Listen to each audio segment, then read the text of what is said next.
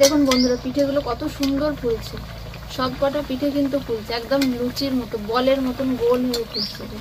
এই দেখুন বন্ধুরা, একদম পুরো নরম তুলতুলে। এই দেখুন ভেতরে কিরকম জালিদার হয়েছে। নমস্কার বন্ধুরা, প্রিয় রান্নাঘরে আপনাদের সকলকে স্বাগত। চালের গুঁড়ির পিঠে তো আপনারা অনেক খেয়েছেন। আজকে আমি সুজি দিয়ে নরম তুলতুলে পিঠে বানিয়ে দেখাবো। ভিডিওটি কিন্তু অবশ্যই শেষ পর্যন্ত দেখবেন। ভালো লাগলে লাইক, শেয়ার, কমেন্ট করবেন এবং আমার চ্যানেলে যদি নতুন এসে থাকেন অবশ্যই আমার চ্যানেলটিকে সাবস্ক্রাইব করবেন। তাহলে আসুন দেখে নিন আমি রেসিপিটা কি করে বানাই। পিঠেটা বানানোর জন্য আমি এখানে এক বাটি সুজি নিয়েছি, আর সুজিটা আমি ভালো করে গুঁড়ো করে নিয়েছি। আমি ঠিক একটা সমান বাটি নিয়েছি, আপনারা কিন্তু যে কোনো মাপের বাটি নিতে পারেন। ঢেলে দিচ্ছি একটা জায়গায়। সুজির বাটির মাপের আমি 2 বাটি ময়দা নিয়ে নিচ্ছি।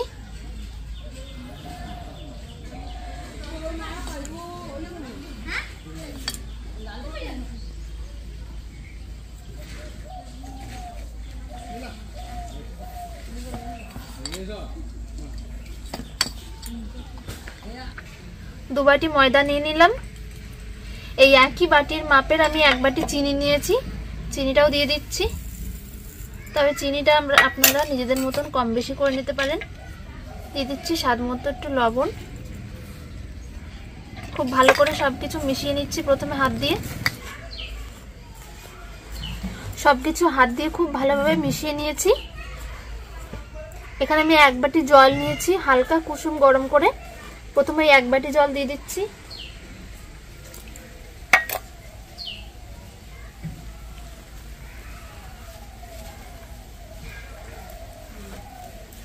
ওই একই বাটির মাপের আমি আরো 1 বাটি জল নিয়েছি, সেটা অল্প অল্প করে দিচ্ছি।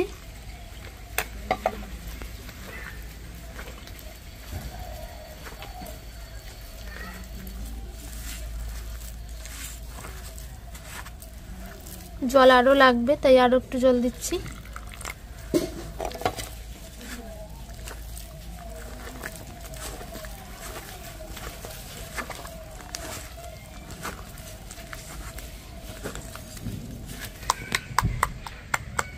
এইভাবে করে ভালো করে একটু ফেটাতে হবে, তাহলে কিন্তু পিঠেটা ভালো ফুলবে। আর ফেটানোর সময় বুঝতে পারবেন এর মধ্যে এরকম গোটা গোটা থাকে, এগুলো একটু আঙুল দিয়ে এইভাবে চাপ দিয়ে দিয়ে ব্যাটারের সঙ্গে মিশিয়ে দিতে হবে, নাহলে কিন্তু পিঠেটা খুব ভালো ফুলবে না।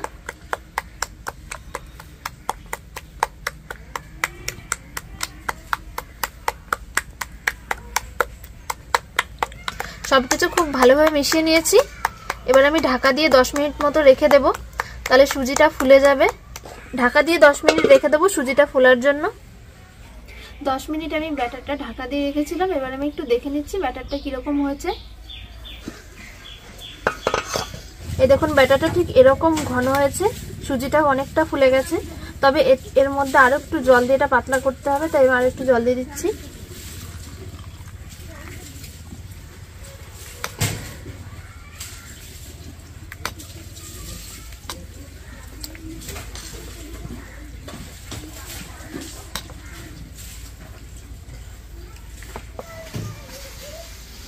এই দেখুন ব্যাটারটা আমি ঠিক এরকম রেখেছি, এর বেশি আর পাতলা করব না। মোট 2 বাটি আর 2.5 বাটির হাফ একটু জল লেগেছে।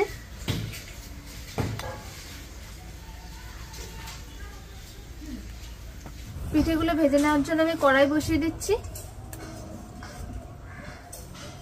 কড়াই দিয়ে দিচ্ছি সাদা তেল।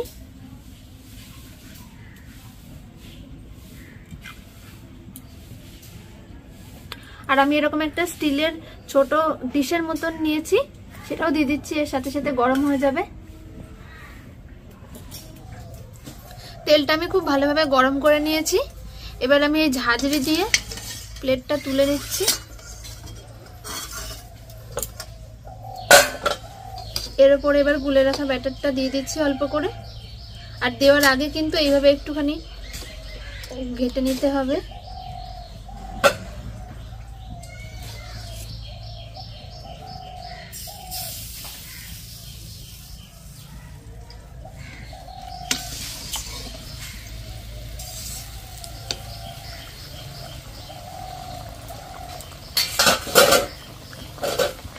এইভাবে প্লেটে করে দিলে কিন্তু একটা ঠিকঠাক শেপের পিঠেটা তৈরি হবে। তবে আপনারা শুধু তেলেও দিতে পারেন, সেইভাবেও হয়, তবে অনেক সময় ছড়িয়ে যায়। তাই এভাবে প্লেটের ওপরে করে দিলে কিন্তু পিঠেটা ঠিকঠাক হবে। এই দেখুন কত সহজে পিঠেটা ছেড়ে চলে আসলো। এই দেখুন কত সুন্দর ফুলে গেছে, দেখুন বন্ধুরা।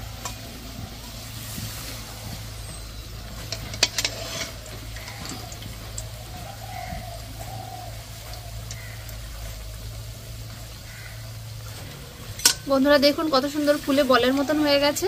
আর এই যে কালারটাও পাল্টে গেছে। এখন বুঝতে হবে যে পিঠেটা ভাজা হয়ে গেছে। এই দেখুন কত সুন্দর লাগছে দেখতে বন্ধুরা। ভালো করে তেলটা ঝরিয়ে নিয়েছি।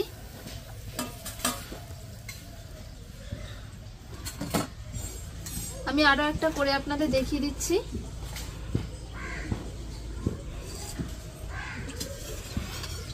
প্লেটটা তুলে নিলাম, দিয়ে দিচ্ছি ব্যাটারটা।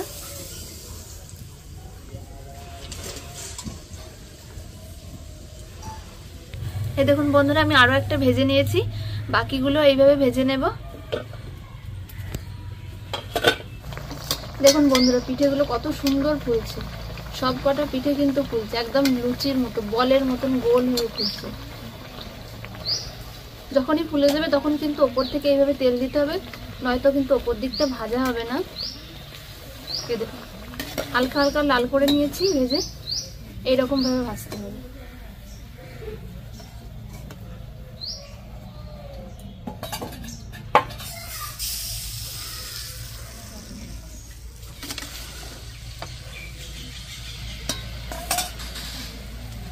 আপনারা তো দেখছেন বন্ধুরা কত সহজে পিঠেগুলো হয়ে যাচ্ছে। খুব কম সময়ে কম খাটনিতে কিন্তু পিঠেটা তৈরি হয়ে যায়। আর পিঠেগুলো এইভাবে ভাজার সময় কিন্তু জালটা একটু মিডিয়ামে রাখতে হবে। খুব বেশি জাল কমে গেলে তেলটা ঠান্ডা হয়ে যাবে আর পিঠেটা ঠিক মতন ফুলবে না। বন্ধুরা সব পিঠেগুলো আমার ভাজা হয়ে গেছে। আমি একটু পিঠেগুলো দেখাচ্ছি কতটা নরম হয়েছে। আমি একটু দেখাচ্ছি পিঠেগুলো কিরকম নরম হয়েছে। এই দেখুন বন্ধুরা একদম পুরো নরম তুলতুলে। এই দেখুন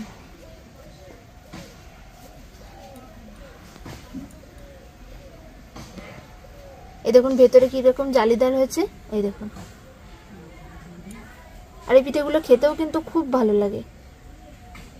ভেতরটা দেখুন কত সুন্দর ভাজা হয়েছে আর জালিদার হয়েছে। পিঠেগুলো কিন্তু খুবই নরম হয়েছে।